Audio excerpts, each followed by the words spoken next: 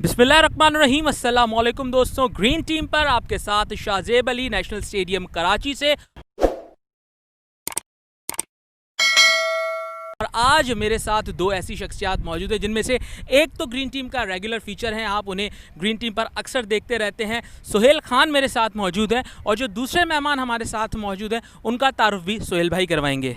जी, हमारे साथ एक ज़बरदस्त एक ऐसी शख्सियत मौजूद है जिनका क्रिकेट के लिए पैशन बहुत ही कमाल का है। फ़र्स्ट क्लास क्रिकेटर रहे हैं, बड़ी इन्होंने क्रिकेट खेली। उसके बाद पाकिस्तान से बाहर चले गए, इंग्लैंड में रहे, काफ़ी जगहों पे रहे। लेकिन उसके बाद आप इनके बारे में, अगर मैं आपको इनके बारे में बताऊं तो ये दोबारा आए और बड़ी ज़बरदस्त तरीके से कमेंट्री भी कर रहे हैं। हमने इन्हें रेडियो पे सुना, टीवी पे हमें कमेंट्री करते हुए नेशनल T20 और हमने फॉलो कर रहे हैं। शाह फैसल हमारे साथ हैं, तो इनको भी हम वेलकम कहेंगे। जी हाँ, और शाह फैसल से हम बात करेंगे और इनसे थोड़ा सा इनके क्रिकेटिंग एक्सपीरियंस के हवाले से भी जानेंगे। और नेशनल T20 कप में इन्होंने जो कमेंट्री की है, यंगस्टर्स को देखा होगा, रेडियो पाकिस्तान से भी मुंसलिक रहे। अस्सलाम वालेकुम फैसल भाई। जी वालेकुम अस्सलाम। और शाहजेब और सुहेल भाई, आप लोगों का बहुत शुक्रिया कि आपने मौका दिया बात करने का और आपने मेरी क्रिकेट से बात शुरू की। सबसे पहले मैं आप लोगों का जो पैशन है उसको मैं सोशल मीडिया पे देखता हूँ, बहुत एडमायर करता हूँ और you are doing a wonderful job, so it's always a pleasure. Thank you so much. अच्छा, सबसे पहले जानना चाहूँगा कितने अर्से बाद कराची आए हैं और लास्ट मेमोरी क्या थी अब से पहले कराची की? जी, मैं तकरीबन 20 साल बाद आया हूँ कराची। और लास्ट टाइम जब हम आए थे तो मैं रावलपिंडी अंडर-19 की उस टीम का हिस्सा था। यहाँ फ़ाइनल खेलने आई कराची के ख़िलाफ़, और कराची की उस टीम में मोहम्मद समी और ताहिर ख़ान और काफ़ी उस वक्त के काफ़ी बड़े क्रिकेटर्स थे जो बाद में पाकिस्तान भी खेले ज़ाहिर है। तो मैं रावलपिंडी की तरफ से आया था और हम लोग चैम्पियनशिप जीते थे यहाँ पे। हमारी कप्तानी जो है वो यासिर अरफात ने की थी। उसके बाद पहली दफ़ा ये मौका मिला है, तो ज़ाहिर है पुरानी यादें हैं। और कराची जो एक पाकिस्तानियों के दिल में बसने वाला शहर है, उसको देख के बहुत अच्छा लगा। ठीक है जनाब, तो शाह फैसल से बात करते रहेंगे और उनसे भी मज़ीद जानेंगे। सुहेल खान, कायद-ए-आज़म ट्रॉफ़ी का फ़र्स्ट राउंड इख्तिताम पर है, कैसे देखते हैं, क्या रिकॉर्ड्स बने हैं, क्या परफॉर्मेंसेज हैं, क्या देखा है आपने? सबसे पहले तो बड़ा कंप्लीट राउंड, बड़ी बेहतरीन क्रिकेट हुई है। रिजल्ट्स आ रहे हैं, हमें उम्मीद हम कर सकते हैं कि तीनों हमें रिजल्ट्स मिलेंगे। अगर ये ड्रॉ नहीं होता तो डबल सेंचुरी मिली, 10 विकटें, 5 विकेट हॉल, सेंचुरियाँ, हाई स्कोर्स, लो स्कोर्स, सब कुछ था। बिस्मिल्लाह खान ने 9 साल बाद फर्स्ट क्लास क्रिकेट में सेंचुरी बना दी। फवाद आलम ने 35वीं फर्स्ट क्लास सेंचुरी बना दी। इस ग्राउंड पे नेशनल स्टेडियम में उन्होंने 10वीं सेंचुरी बना दी। हुसैन तलत ने अपने कैरियर की दूसरी फर्स्ट क्लास सेंचुरी को बड़ी डबल सेंचुरी में कन्वर्ट किया। जाहिद महमूद ने 10 विकेट हॉल लिया, 100 फर्स्ट क्लास विकेट्स कंप्लीट की। ताबिश खान छाए हुए हैं, 573 विकेटें, 38 5 विकेट हॉल वो ले गए। तो बहुत कुछ हुआ है अब तक, इन सिर्फ 3 और कह लें क्या चौथे दिन तक में बहुत कुछ हो गया है। ठीक है। अच्छा फैसल भाई, नेशनल T20 कप आपने कवर किया और इस बार हमें एक डिफरेंट चीज़ नज़र आई कि पाकिस्तान के डोमेस्टिक क्रिकेट में इतने लंबे स्कोर बनते नहीं है, लेकिन इस बार ना सिर्फ स्कोर बने बल्कि चेज़ भी हुए। ग्राउंड पर आप मौजूद थे, पिचेस की सूरत हाल आप देख रहे थे, प्लेयर्स को नज़दीक से देख रहे थे, आपने क्या देखा? जी, बड़ी आपने अच्छा ये पॉइंट आउट किया है। और इसमें सबसे मेन जो रोल था वो विकेट का था। विकेट बहुत ही ज़बरदस्त थी और वो ऐसी नहीं थी कि बिल्कुल फ्लैट विकेट है और बस सिर्फ बैट्समैन पाँव रख के जो है वो मारते जाएंगे। उस पर बाउंस था, सीम था फास्ट बॉलर्स के लिए, लेकिन जो बाउंस इवन था वो स्ट्रोक प्ले के लिए बहुत ही अच्छा था।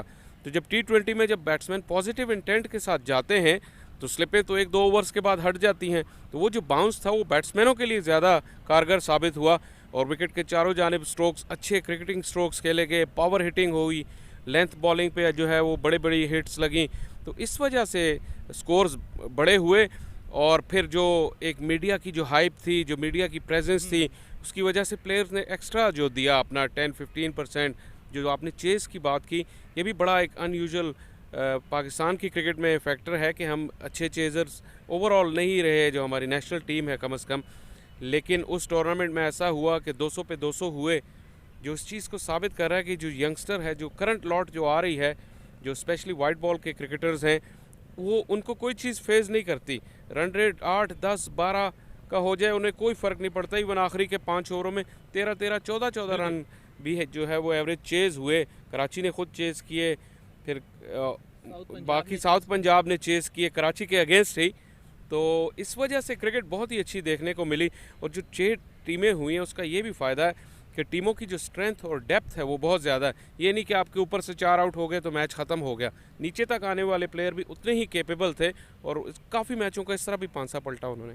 ठीक है। और जिस तरीके से डोमेस्टिक क्रिकेट के स्टैंडर्ड की बात कर रहे हैं सोहेल, आप और मैं 5 साल से यहाँ पर क्रिकेट कवर कर रहे हैं, हमेशा से हमारा ख्वाब था, एक ख्वाहिश थी, वो पूरी होती हुई आपको नज़र आ रही है कि जिस तरीके से एचडी में ब्रॉडकास्ट हो रहा है, जिस तरीके से प्लेयर्स के इंटरव्यू हो रहे हैं, परफॉर्मेंसेज हाईलाइट की जा रही हैं, क्या समझते हैं यही वो चीज़ थी जिसके लिए आप, हम और हमारे जैसे बहुत सारे लोग काम कर रहे थे कई अरसे से? बिल्कुल, कॉम्पिटिटिव क्रिकेट भी हो रही है, ब्रॉडकास्ट भी हो रही है, और फर्स्ट क्लास क्रिकेट का इतना ज़्यादा प्रॉपर तरीके से ब्रॉडकास्ट होना बड़ी बात है कि जो भी परफॉर्म करेंगे वो हाईलाइट हो जाएगा। सबसे बड़ी बात है कि अगर आप टीवी वाले मैच में नहीं भी परफॉर्म करते, जैसे जाहिद महमूद ने नहीं किया है, हुसैन दरद ने कहीं और परफॉर्म किया, लेकिन वो भी उतना ही हाईलाइट हुआ, बिस्मिल्लाह की सेंचुरी भी उतनी ही हाईलाइट हुई जितनी ये यहाँ वाले मैच की जो टीवी पे हो रहा है वो हाईलाइट हुआ है। तो ये एक बड़ी बात है कि तमाम मैचेस को इवन कवरेज मिल रही है और बहुत कामयाबी से मिल रही है। ठीक है। यकीनी तौर पर सोहेल भाई कुछ आपसे आपकी क्रिकेट के रिलेटेड भी क्वेश्चन पूछना चाहेंगे, कमेंट्री की तरफ कैसे आए, कोचिंग एक्सपीरियंस के हवाले से, लेकिन मैं पहले आपसे जानना चाहूँगा क्योंकि आप रावलपिंडी में मौजूद थे, अब्दुल्ला शफीक पाकिस्तान टीम में सेलेक्ट हुए, खुशदिल शाह को कहा जा रहा है कि प्रॉपर अपॉर्चुनिटी दी जाएगी इस सीरीज़ में,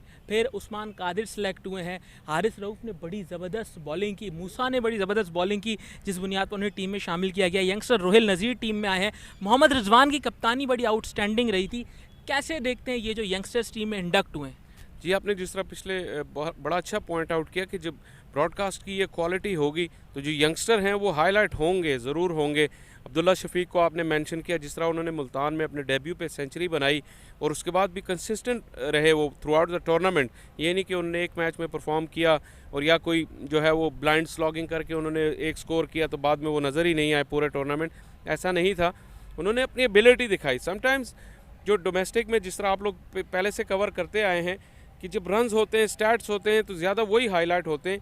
जो एक्चुअल परफॉर्मेंस होती है, जो ऑन द ग्राउंड चंद ही लोग देख पाते थे, वो हाईलाइट नहीं होती थी। तो अब जो आपने यंगस्टर्स के नाम लिए, उनकी न सिर्फ स्टैट्स हाईलाइट हो रहे बल्कि जिस तरह उन्होंने वो माइलस्टोन अचीव किए वो हाईलाइट हो रहे। अब्दुल्ला शफीक का जिस तरह 100 की मैंने बात की, कोई भी उन्होंने इस तरह ऐसा नहीं कि स्लॉगिंग की हो, बिल्कुल प्रॉपर क्रिकेटिंग शॉट थे और बड़ा टारगेट चेस करना था, लेकिन वो कहीं भी नहीं लगा कि वो कहीं वो रश में है या पैनिक में है या वो इस तरह की ब्लाइंड स्लॉगिंग कर रहे हैं। हारिस रऊफ़ की आपने बात की, उनको नया बॉल दिया गया, बिल्कुल भी उन्होंने मायूस नहीं किया। अभी तक उनके बारे में तासुर यही था कि वो डेथ के अच्छे बॉलर हैं या टेनिस बॉल क्रिकेट से जो है वो उनका बैकग्राउंड है, तो वो बस वो एक ही रोल में जो है वो नज़र आएंगे। लेकिन यहाँ उन्होंने नया बॉल भी किया, डेथ में भी किया, जो वेरिएशंस थी, नए बॉल के साथ स्विंग, पुराने गेंद के साथ वेरिएशन, यॉर्कर्स, तो ये चीज़ें बहुत ज़्यादा हाईलाइट हो रही हैं इस साल।